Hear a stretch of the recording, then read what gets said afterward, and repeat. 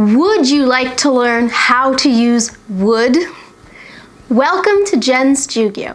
My name is Jen, and today I'm going to teach you the 7 different ways that we use would in English. Would is an example of a modal auxiliary verb. What this means is that when you use would in your sentences, you're never going to use it alone. It's a helping verb, which means that you're always going to use it together with another verb, usually the base form of a verb. I want you to carefully take a look at these 3 sentences. I would help you next week, but I'll be out of the country. Would you hold the door, please? When I was in my first year of university, I would often procrastinate. These are 3 sentences all using the verb would. However, the first one is in the future tense. The second one is in the present tense, happening right now, and the third one is in the past. So if you think you know what would means, would is the simple past of will. Finished?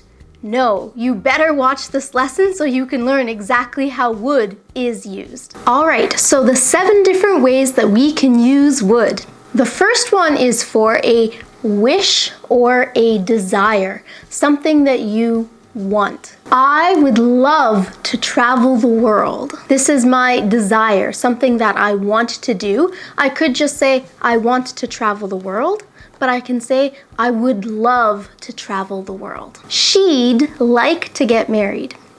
In this case, you can see she'd. You're changing would just into an apostrophe D. This is called a contraction, and to contract would with your subject, just change it into apostrophe D, but try not to get it confused with had, because when you're contracting had with your subject, you also use apostrophe D.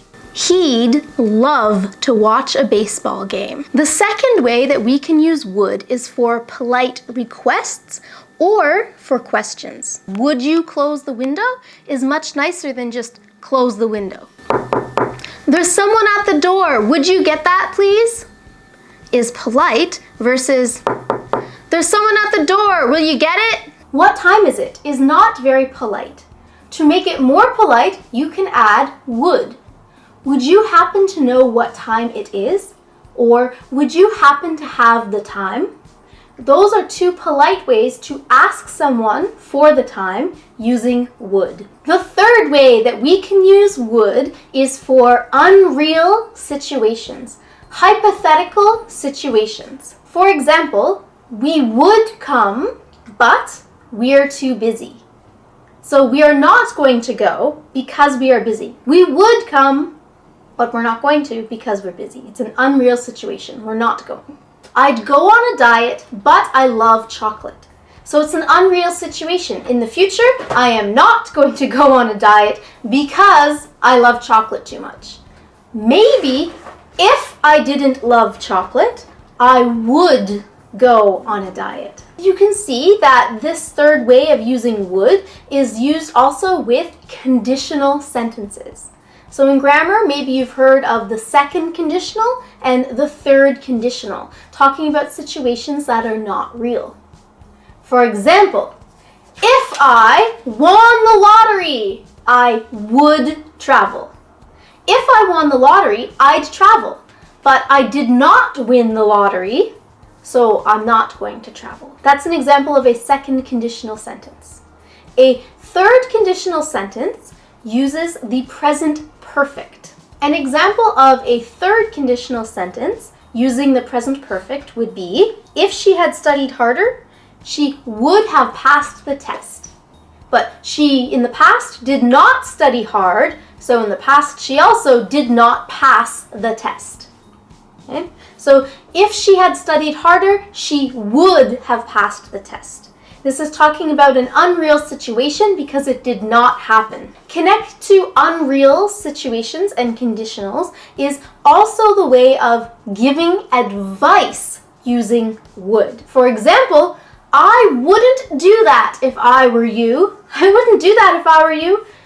Meaning, I don't think you should do that. But instead of saying, don't do that, it's not a good idea, I wouldn't do that if I were you. This is an unreal situation because I am not you. But if I were, I wouldn't do that. If I were in your shoes, I'd quit that terrible job. If I were in your shoes is another way of saying if I were you. If I was experiencing life through your point of view. But I'm still not you, so it's an unreal situation. But if I were in your shoes, I would quit that terrible job. This is giving advice to someone saying, you should quit that terrible job. You keep complaining about it all the time, so you should quit it. If I were in your shoes, I'd quit that terrible job. The fourth way that we can use would is using it as the past tense of will in reported speech. So very specifically, when you use reported speech, if somebody has said the word will, when you are making your sentence with indirect or reported speech, change it to would. For example, my friend Liz said, I will be late. This is a direct quote. She said, I will be late. But when I'm explaining to other people what she said in the past, I will use reported speech. Liz said that she would be late. Liz said she'd be late.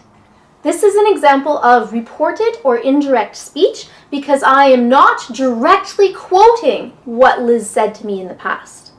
John said, I won't come to your party.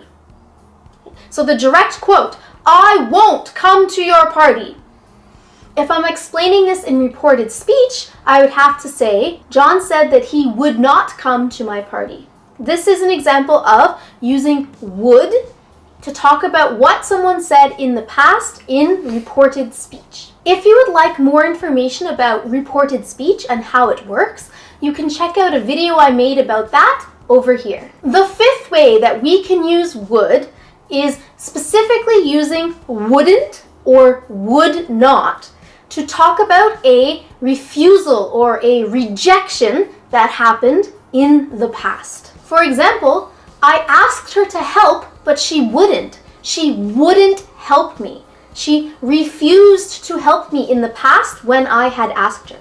So I asked her to help, but she wouldn't. He wouldn't listen to the advice I gave him. In the past, I gave him some advice. He didn't listen in the past. So he wouldn't listen to the advice I gave him. My car wouldn't start this morning. This morning I tried to get into my car and drive to work, but the car would not start. It wouldn't start. It refused to start. Last night, my husband wouldn't stop snoring. He just continued snoring and he wouldn't stop. The sixth way that we can use would in English is to talk about habits or actions that were repeated in the past. Very specifically, actions, focusing on action words that happened in the past. When I was a high school student, I would go roller skating every Saturday. I would go roller skating every Saturday when I was a high school student. But now I am not a high school student anymore, and I do not go roller skating every Saturday. So we're specifically using would in this way to talk about a past repeated action that you don't continue doing now anymore. His family would go on vacation every summer when he was younger. Now he is older and his family doesn't go on vacation every summer anymore. It's a past repeated action. As a child, I'd always have a bedtime snack. So now I am not a child anymore, so I don't have a snack before bed every single night. But when I was a child, I would have a snack every night before bed. The seventh way that we use would is when we are telling somebody about a story or an event that happened in the past, and we're focusing on this point of the story in the past. We're here in the present, and we want to tell the story from this point of view and talk about an action that happened here. So it's in the past from right now when I'm speaking, but it's in the future from the point where I'm telling the story. It's like describing a past event that was still in the future at the time I'm talking about. This may sound confusing, so let me give you an example. During my second year teaching English in Japan, I met the man who I would marry. So during my second year teaching English in Japan, I met a man named Tomo. We didn't get married during my second year in Japan. We didn't meet and then get married. We met each other, then we were friends, then we started dating, then we got engaged, then we got married. But during my second year, I met him. Later, we got married. Now in the present, we are married.